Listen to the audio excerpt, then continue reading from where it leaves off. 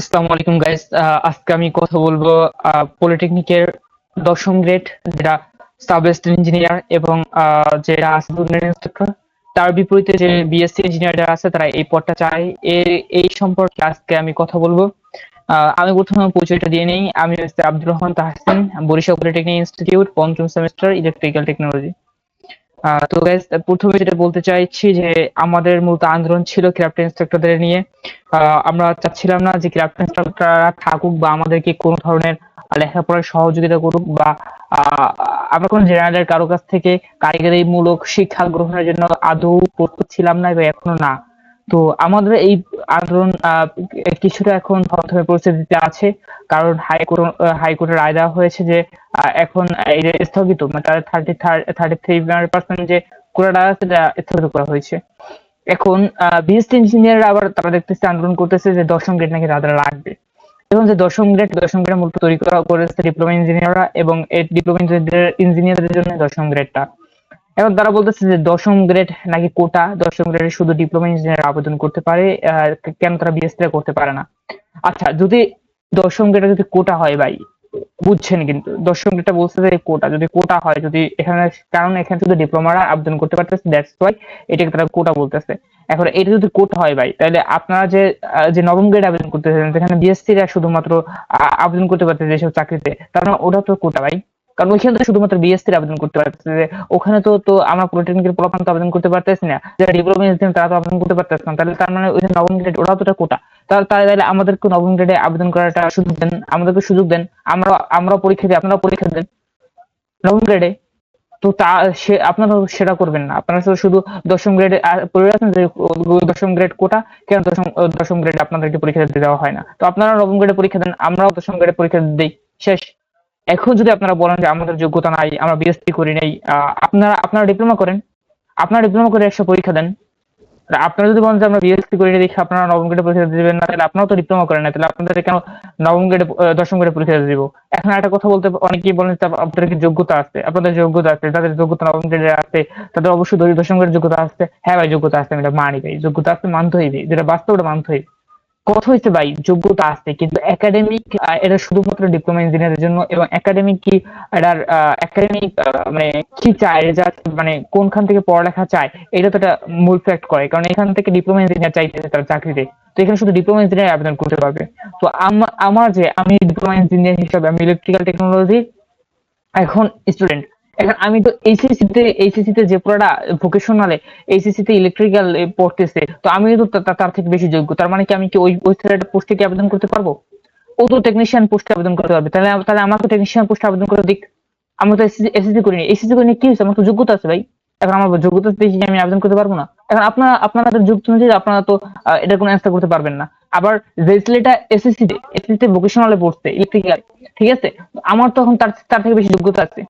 আমি তো এসএসসি করছি মাদ্রাসা থেকে, আমার তো মানে আমার তো এখন আপনাদের হিসাব অনুযায়ী আমার যোগ্যতা আছে, ডিপ্লোমা করার পরে আমি যোগ্যতা আছে এসএসসি পড়া, যে ভোকেশনাল ইলেকট্রিক্যালে যে পড়ছে, যেখানে শুধুমাত্র ভোকেশনাল চাই, একজন ভোকেশনাল স্টুডেন্ট চাই, কারিগরি, সেখানে তো আমার আবেদন করার যোগ্যতা আছে, কিন্তু আমাকে আবেদন করে দেওয়া হচ্ছে না কেন? কারণ এইখানে একটা কথা হচ্ছে একাডেমিক, যে যে কোনটা চাচ্ছে, এখানে আমাদের 10ম গ্রেডের ক্ষেত্রে চাচ্ছে যে ডিপ্লোমা ইঞ্জিনিয়ারিং, ওইখানে চাচ্ছে এসএসসি ইলেকট্রিক্যাল, ভোকেশনাল ইলেকট্রিক্যাল, আবার চাচ্ছে যাইয়া বিএম ভোকেশনাল, মানে ইলেকট্রিক্যালের। তো এইভাবে যেখানে যা চাচ্ছে ভাই, ওইটা ভাই রুল ভাই, ওইভাবেই থাকতে দিন, ঠিক আছে? আর এখানে যদি আপনারা যদি আপনাদের যোগ্যতা অনুযায়ী আসতে চান, তাহলে যোগ্যতা অনুযায়ী ভাই অনেক অনেক অনেক প্যারা হয়, অনেক কিছুই অনেকে পাইয়ে যায় তখন, যদি যোগ্যতার ভিত্তিতে আসতে যান। আমাদেরও ভাই অনেক অনেক যোগ্যতা আছে ভাই, আপনাদের অনেক যোগ্যতা আছে। তো এখানে ভাই যোগ্যতার কথা না বললে ভাই, অন্য কোন কথা যদি থাকে তাহলে এটা বলতে পারেন। এখন আপনাকে যেটা দেখাবো, দেখেন ভাই, আমার এখানে স্ক্রিনশট আছে, স্ক্রিনশট না, এই যে দেখেন, ক্রাফট ইনস্ট্রাক্টর, এটা ক্রাফট ইনস্ট্রাক্টর ওই পার্টটা বাদ দিয়ে এটা দেখেন, এটা হচ্ছে BSc engineering versus diploma engineering, ঠিক আছে? তো আপনাদের এই যে এই দুটার মধ্যে একটু পার্থক্য আছে, একটা পার্থক্যটা শখ আছে। তো এইটা এটা একটু দেখেন, দেখে আসলে অবাক হয়ে যাবেন যে আসলে আমরা কি লেখাপড়া করি, আর আপনারা কি লেখাপড়া করেন, আপনারা সবাই জানেন। আর আমাদের কি সুযোগ সুবিধা দেওয়া হয়, আর আপনাদের কি সুযোগ সুবিধা দেওয়া হয়, এটা এইখান থেকে হয়তো জানতে পারবেন বা বুঝতে পারবেন। তো আমি আহ, এখান থেকে দেখাই, দেখেন, সরি। এই দেখেন একাডেমিক ইয়ার 16 বছর, 16 বছর ডিপ্লোমা ইঞ্জিনিয়ারিং, কারণ 4 বছর ডিপ্লোমা ইঞ্জিনিয়ারিং আর 10 বছর এসএসসি, 16 বছর, ঠিক আছে।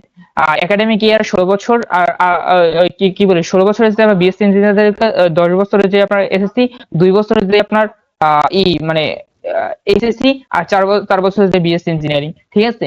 আর যারা ডিপ্লোমা ইঞ্জিনিয়ার তাদের হয়েছে যাইয়া মাত্র 14 বছর, 2 বছর আপনাদের থেকে কম, ঠিক আছে, 2 বছর কম। তারপর কর্মক্ষেত্রে যদি দেখি, আপনারা আবেদন করতে পারবেন সহকারী প্রকৌশলী, ওয়েট, আচ্ছা, আপনারা আবেদন করতে পারবেন সহকারী প্রকৌশলী, বিসিএস, আপনারা বিসিএস দেন, আপনারা ইঞ্জিনিয়ারিং করে বিসিএস দেন, আপনারা ইঞ্জিনিয়ারিং করে বিসিএস দেন, ইঞ্জিনিয়ারিং পড়েন কিসের জন্য আমি জানি না। সহকারী প্রকৌশলী বিসিএস, টেকনিক্যাল ও নন টেকনিক্যাল 2 জায়গায় দিতে পারেন। ব্যাংকে পরীক্ষা দিতে পারেন, ব্যাংকে নবম গ্রেড ও দশম গ্রেড ইন্সট্রাক্টরের পরীক্ষা দিতে পারেন, কলেজে আইসিটি তে দিতে পারেন, এসএসসি সম্মানের সকল পদে, কারণ আপনাদের এসএসসি সার্টিফিকেট আছে, এসএসসি সম্মানের সকল পদে আপনারা যারা এসএসসি সার্টিফিকেট আছে এজন্য দিতে পারেন।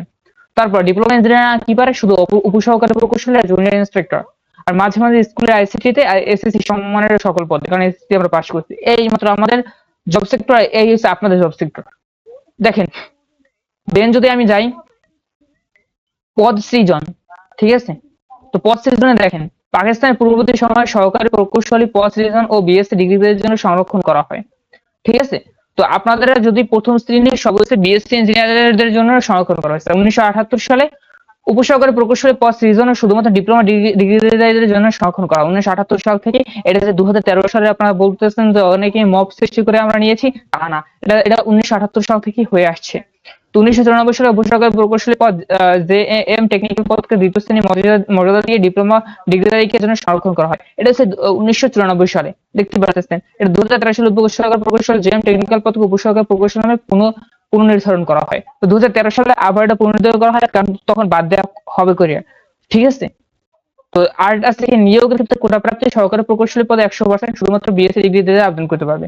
উপসহকারী প্রকৌশলী সেম 61%।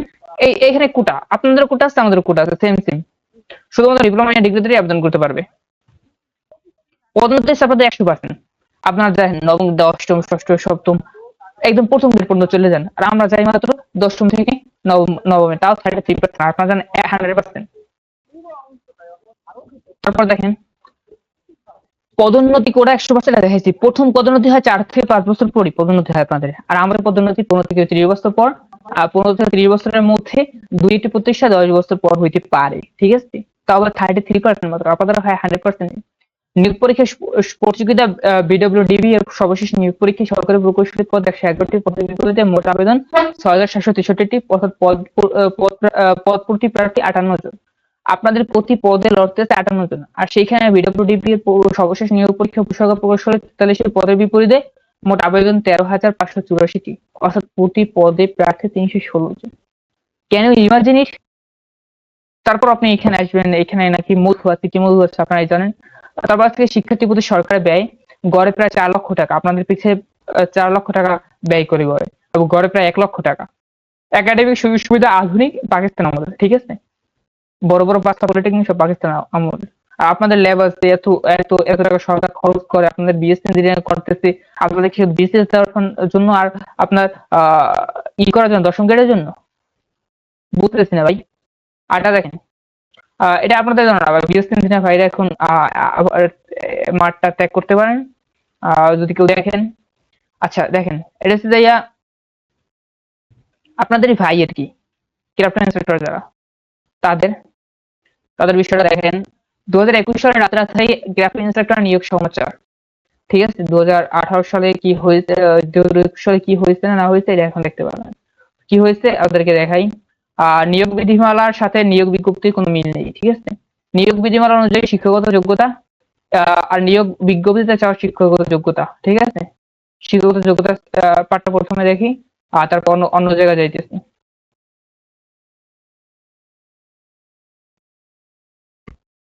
আচ্ছা, এসএসসি ভোকেশনাল অথবা এসএসসি ভোকেশনাল প্লাস 2 বছরের বাস্তব অভিজ্ঞতা, অথবা এসএসসি বিজ্ঞান প্লাস 1 বছরের বাস্তব অভিজ্ঞতা।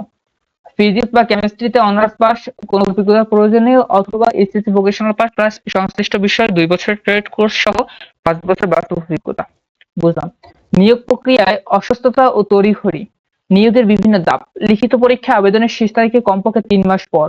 অন্যান্য সাধারণ নিয়োগের ক্ষেত্রে আর দেখেন ক্রাফট ইন্সপেক্টর নিয়োগের ক্ষেত্রে আবেদনের শেষ তারিখ হতে কমপক্ষে ৩ মাস পর। আবেদনের শেষ তারিখ হতে ১৭ দিন পর মাত্র। বুঝতে পারছেন?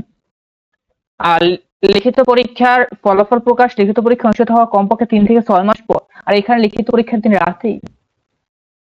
মৌখিক পরীক্ষার তারিখ লিখিত পরীক্ষা অনুষ্ঠিত হওয়ার কমপক্ষে ১ মাস পর, কখনো ১ বছর পরেও হয় লিখিত পরীক্ষা অনুষ্ঠিত হয়। বাট লিখিত পরীক্ষা ফলাফল প্রকাশিত হওয়ার পরের দিন থেকে ১৩ জুন থেকে ১৮ জুন, উল্লেখ ১৮ তারিখ শুক্রবার ছিল, তখন দেশব্যাপী লকডাউন চালু ছিল, তার মতো পরীক্ষা হয়েছে। তারপর দেখেন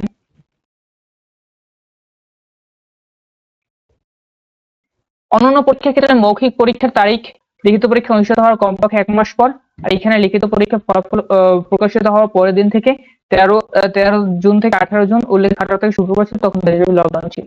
তার মানে কি পরীক্ষার প্রকাশিত হওয়ার পরের দিন থেকে শুরু। রাতে আধারে কত সুন্দর হয়েছে। মৌখিক পরীক্ষা ওই দিনে পরীক্ষার্থীর সংখ্যা অন্যান্য পরীক্ষার ক্ষেত্রে প্রতিদিন ১০০ থেকে ২০০ জন, আর এখানে প্রতিদিন ১৩০০ জন। চূড়ান্ত পরীক্ষার ফলাফল প্রকাশ মৌখিক পরীক্ষা কমপক্ষে ১ মাস পর। আর মৌখিক পরীক্ষা শেষ হওয়ার পরের দিন। মৌখিক পরীক্ষা পরের দিন শনিবার ছুটির দিন হয়ে গেছে। ঠিক আছে? আর নিয়োগ আদেশ স্বাস্থ্য পরীক্ষা পুলিশ ভেরিফিকেশন কমপক্ষে ৬ মাস লাগে। আর এখানে লাগে স্বাস্থ্য পরীক্ষা পুলিশ ভেরিফিকেশন ছাড়াই চূড়ান্ত ফলাফল প্রকাশের পরের দিন ২১শে জুন। নিয়োগ সম্পন্ন হতে ব্যয়িত সময়ে অন্যান্য চাকরির ক্ষেত্রে প্রায় ১ বছর, আর এখানে মাত্র ১০ দিন। মাত্র ১০ দিন। নিয়োগ সম্পন্ন হতে ব্যয়িত সময় প্রায় কমপক্ষে ১ বছর, প্রায় ১০ দিন। এ হয়েছে ভাই আপনাদেরই ভাই ক্রাফট ইন্সপেক্টরদের সমাচার তা কি করছে। আর আপনারা এখন আবার ১০ম গ্রেডে চাইতেছেন। আপনাদেরকে আশা করি চোখে আঙ্গুল দিয়ে বুঝে দিতে পারছি। তো গাইস, আর কি ভাইয়েরা, কেউ যদি আমার কথা রাগ করে থাকেন, দুঃখিত গাইস। দেখা হবে অন্য কোনো সময়।